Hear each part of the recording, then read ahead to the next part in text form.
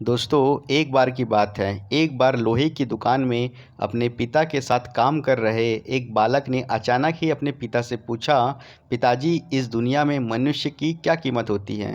पिताजी एक छोटे से बच्चे से ऐसा गंभीर सवाल सुनकर हैरान हो गए और फिर वे बोले, बेटे, एक मनुष्य की कीमत आंकना बहुत मुश्किल है, वो तो अनमोल है। उसके बेटे ने बोला, क्या सभी उतने ही कीमती और महत्वपूर्ण हैं? उसके पिताजी ने उसका जवाब हाँ में दिया।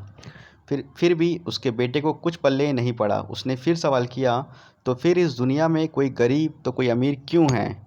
किसी की कम इज्जत तो किसी की ज़्यादा क्यों होती है? यह सवाल सुनकर पिताजी कुछ देर तक शांत रहे और अपने बेटे को स्टोर रूम में पड़ा हुआ एक लोहे का रॉड लाने को कहा। रॉड लाते ही पिताजी ने पूछा, इसकी कीमत क्या होगी? तो उसके बेटे ने कहा, लगभग 300 रुपये। उसके पिताजी ने फिर पूछा, अगर मैं इसके छोटे छोटे कील बना दूं तो इसकी कीमत क्या होगी?